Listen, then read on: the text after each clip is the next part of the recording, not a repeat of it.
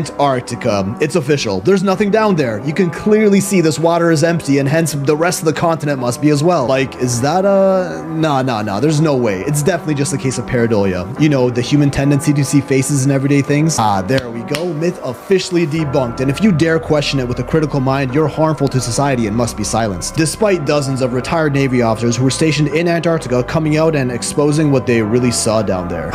These Google debunkers are evolving. They can't even spell their own names right. I think they might be dyslexic, which is no surprise. Critical thinking to them is blindly accepting what the experts, or better yet, an online debunking video says as the ultimate 100% truth, no questions asked. And questioning observations with an open mind from an outsider's perspective is clearly too much for them to process. Fun theories about controversial topics aren't the problem here. Pretending like we know the answers to everything with 100% certainty is far more dangerous than what any online theory might suggest. But you feel free to debunk this video, little bro. We sure as hell know obsessing over me is the only way you're staying relevant. Cause of course, who could forget about this pyramid-shaped mound under the snow, cut with incredible precision and perfectly aligned with northeast-southwest. But oh, it's just a mountain for sure. There's a lot more like this, so I guess it's just a common natural rock formation down there. Even aerial shots irrefutably prove they're just normal mountain ranges. How dare we even suggest that there might be something more going on in Antarctica? Here we have a satellite photo of some sort of disc that appears to have crashed and 4 other large objects surrounding it. Some claim it's a UFO crash site surrounded by some sort of surveillance units, but it's clearly just a, a near perfect triangle, also with a crash landed appearance with an oddly familiar shape.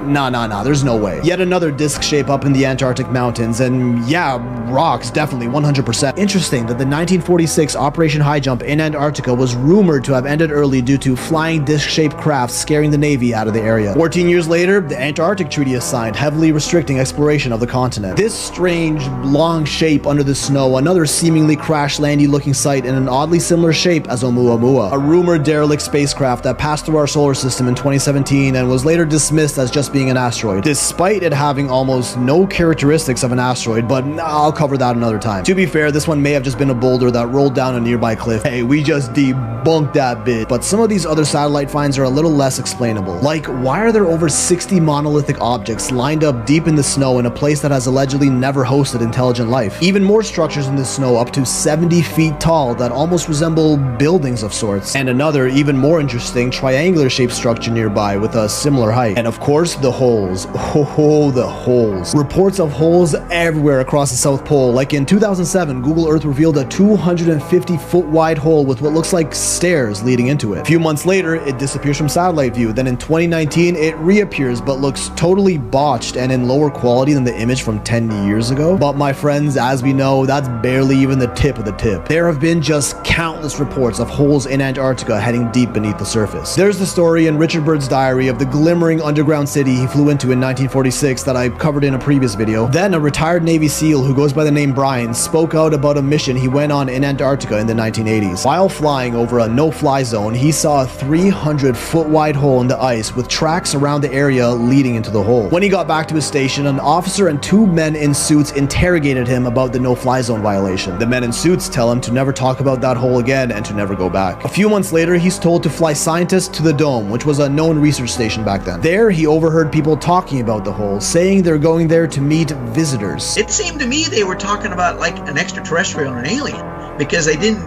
refer to them as a person, it was a visitor. The rumors claimed these holes were entrances to underground bases where humans and these visitors cooperated on highly classified projects. Then more testimonies started rolling in. In 1985, another medevac flight over the no-fly zone saw a giant hole as wide as a football field. Men in black suits later came to tell them they never saw it. 1990s, Navy flight crews reported silver discs zipping over the Antarctic mountains at impossible speeds all the time, told to never speak of it. In 2002, a film crew called Atlantis TV flies down to the South Pole to shoot a documentary about these holes. They allegedly film actual footage of a massive ancient city buried beneath the ice of Antarctica. Sound familiar? Then they went missing, of course. Navy rescuers found their camping equipment and even recovered their tapes. They played them to a few scientists and, according to rumors, showed spectacular ruins of a lost civilization and were told to never speak of it, including an ancient pyramid temple complex 2 miles beneath the ice with caverns bigger than Bermuda. The US military confiscated the tapes, Atlantis TV sued them, lost, and then went out of business. Then this happened. happens. A Navy commander codenamed Spartan 1 who was stationed in Antarctica exposes all of his classified reports in an interview. In 2003, while flying on an extraction mission, his Navy SEAL team notices the top of a structure in the shape of a tall black octagon in the snow below. They land, walk up to it, and come up to a door over 20 feet high with strange markings of what looks like a star map and other strange glyphs. The star map looks like a pulsar map, a mapping technique used by NASA that shows the location of a sun relative to known pulsars. The Navy team enters the building and it's huge, a room about 10 acres across, which is like 7 football fields. The walls were all illuminated with a soft green glow but no visible light source. And also on the walls were more carvings, similar to Egyptian or Mayan hieroglyphs but also way different. There was a ramp inside that led deep beneath the ground where the rooms got even bigger. According to scientists that explored these sites, these lower levels were occupied by humanoids. Humanoid beings, far superior in strength and knowledge, and are the ones who actually created humans. Anunnaki, anyone? At least that's what Spartan 2, another US Marine whistleblower, claims, adding, and I quote, "Antarctica contains wonders beyond what most can comprehend. It has ties to space and technology beyond belief." There are even reports like this one that giant alien bodies have been spotted beside entrances to caverns. This whole story is part of Spartan 1 and 2's confession tapes, which, yes, sure, they might be making it up, but they sure ain't the only ones. Contractors like Eric Heckler have also exposed insane technology they're experimenting with down there, and that's another topic that'll blow your load. But you can actually fly to Antarctica if you wanted to, so why doesn't anyone just do that and examine these sites firsthand? Well, the area designated for tourist travel down there is limited, like extremely limited. Going there and declaring Antarctica a barren wasteland with nothing to see would be like going to Las Vegas and claiming all of America is just a giant desert. And remember, just a theory, but I'm sure Google will tell you all about how all of this is 100% confirmed fake and we should mindlessly shame anyone who dares question it.